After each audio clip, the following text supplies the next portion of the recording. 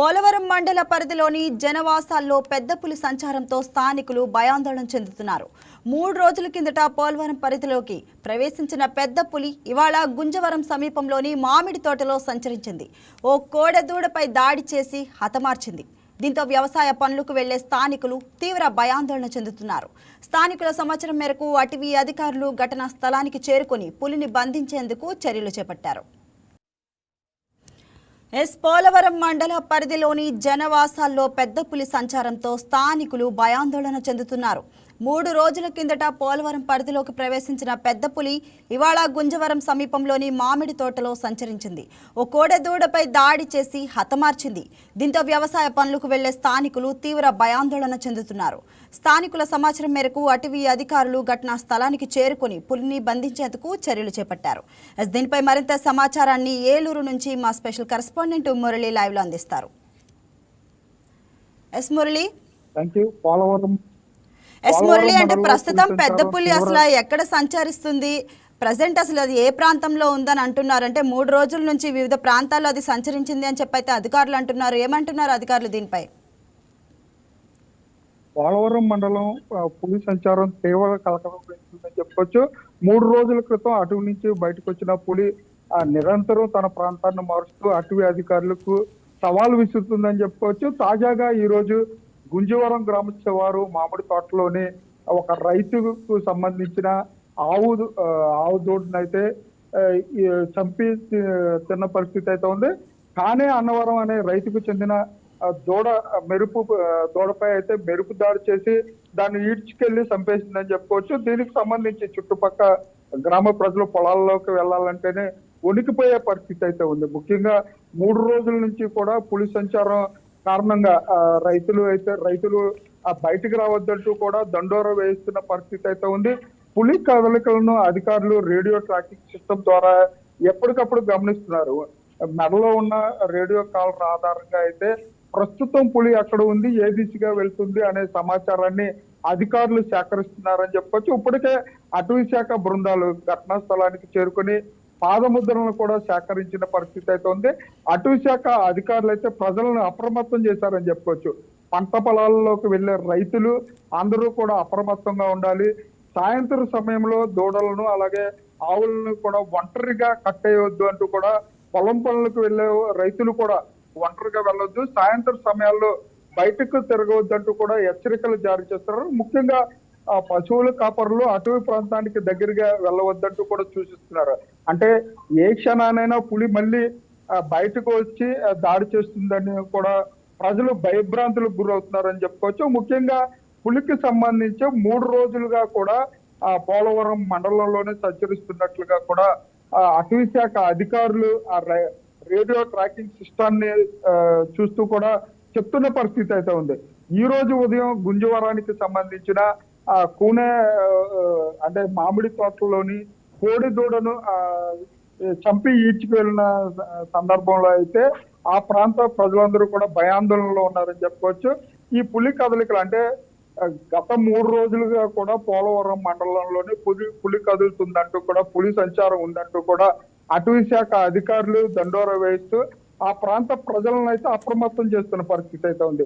ఈ రోజు కోడిదూడపై అయితే దాడి చేసి చంపిన నేపథ్యంలో అయితే రైతులు భయాందోళన. మురళి, అంటే కోడిదూడపై దాడి చేసిన పులి అంటే అది ఎవరైనా ప్రత్యక్షంగా చూసారా దాన్ని? అంటే దీనికి సంబంధించి పులి జాడలను అయితే అటవీ శాఖ అధికారులు తీశారని చెప్పుకోవచ్చు. అలాగే కోడి దూడకు సంబంధించి కోడిదూడపై అంటే కోడిదూడ దాడి చేసిన గాయాలను బట్టి పులి అక్కడ చేసిన గాయాలు అలాగే పులి పాదముద్రల ఆధారంగా పులి సంచారంలో ఉంది. అంటే రేడియో ట్రాకర్ కూడా పులి మెడలో అమర్చిన నేపథ్యం. అంటే అటవీ శాఖ అధికారులు దీనిపై అయితే క్షుణ్ణంగా దానిపైన ట్రాకింగ్ చేస్తున్నారని చెప్పుకోవచ్చు. ఈ ట్రాకింగ్ కారణంగా పులి కదలికలను ఎప్పటికప్పుడు నిరంతరం పర్యవేక్షిస్తున్నారని చెప్పుకోవచ్చు. ముఖ్యంగా ఈ పోలవరం ప్రాజెక్టుకు సంబంధించి ఈ ప్రాంతాల్లో సిగ్నలింగ్ వ్యవస్థ కూడా తక్కువగా ఉంటుంది, జనసంచారం కూడా తక్కువగా ఉంటుంది. ఈ గుంజవరం గ్రామానికి సంబంధించి పోలవరం నిర్వాసిత గ్రామాలు ఖాళీ అయిపోయిన గ్రామం అవటం చేత అయితే ప్రజలకు ఎవరికి కూడా ఈ పులి కనపడిన పరిస్థితి అయితే ఉంది. అంటే తోటలు మామిడి తోటల్లోనూ అలాగే ఈ గుంజవరం గ్రామానికి సంబంధించిన రైతు మామిడి తోటలో ఆవు దూడలను ఆవులను కట్టేసుకున్న పరిస్థితి అయితే ఉంది. వాటిల్లో ఉన్న చిన్న ఆవు దూడ కోడి దూడపై అయితే దాడి చేసి ఈడ్చుకు వెళ్ళిన పరిస్థితి అయితే ఉంది. దీని కారణంగా అయితే ఆ ప్రాంత ప్రజలందరూ కూడా అప్రమత్తంగా ఉండాలని చెప్తున్నారు. అటవీ శాఖ అధికారులు బృందాలుగా కూడా ఈ పులి పట్టుకోవడానికి అలాగే గాలించడానికి కూడా ప్రత్యేక బృందాలు కూడా ఆ ప్రదేశాల్లో తిరుగుతున్నాయని చెప్పొచ్చు. అంటే అటవీ అధికారులు మరి పులిని పట్టుకోవడానికి ఏ విధమైన ప్రణాళికలు అమలు చేస్తున్నారు మురళి?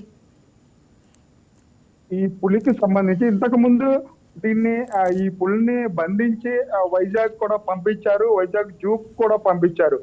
అక్కడ దానికి ఒక రేడియో కాలర్ అయితే మెడలో అమర్చి అటవీ ప్రాంతానికి తిరిగి వదిలిన నేపథ్యం అయితే ఉంది.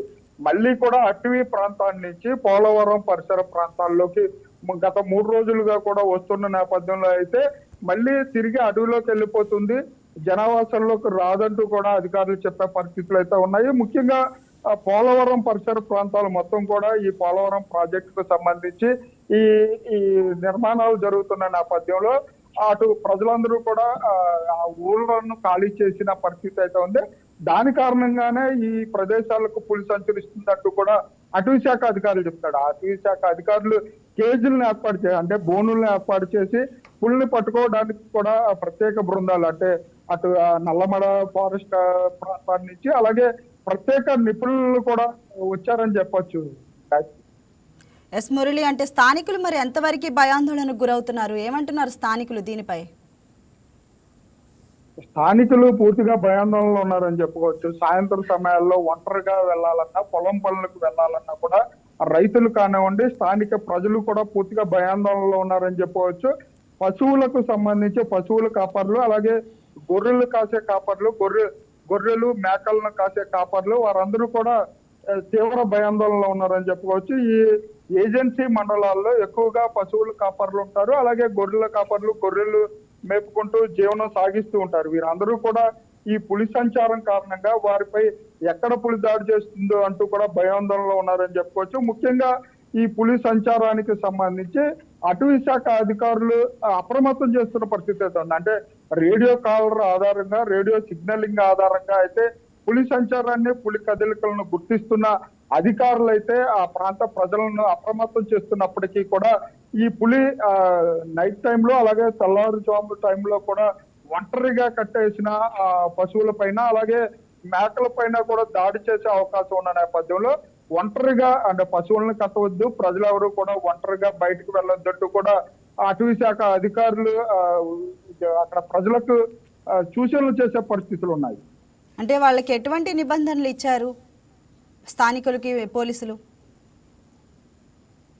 స్థానికులకు సంబంధించి ఎవరు కూడా అంటే పులి సంచారం ఉన్న నేపథ్యంలో మీరు బయటకు వెళ్లే సమయం చూసుకుని అంటే ఒంటరిగా వెళ్ళొద్దు, 2-3 పైన ప్రజలు తిరగాలి. అలాగే సాయంత్రం టైం అనేది పెట్టారా వాళ్ళకి? ఈ టైం లోపు వెళ్ళకూడదు, ఈ టైం లోపు అందరూ ఇంటికి చేరిపోవాలి అని చెప్పారా పోలీసులు?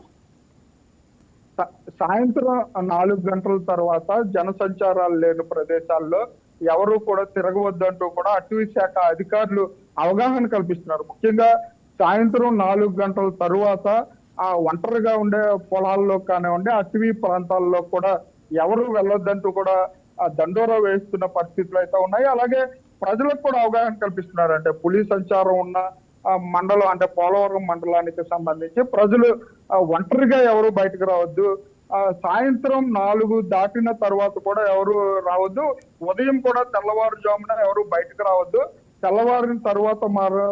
తెల్లవారిన తర్వాతే అంటే వ్యవసాయ పనులు కానివ్వండి పశువులకు సంబంధించిన మేతలకు కానివ్వండి ఉదయం 6 గంటల నుంచి 4 గంటల లోపలలోనే ముగించుకోవాలంటూ కూడా అవగాహన కల్పిస్తున్న పరిస్థితులు అయితే ఉన్నాయి. Thank you Murali.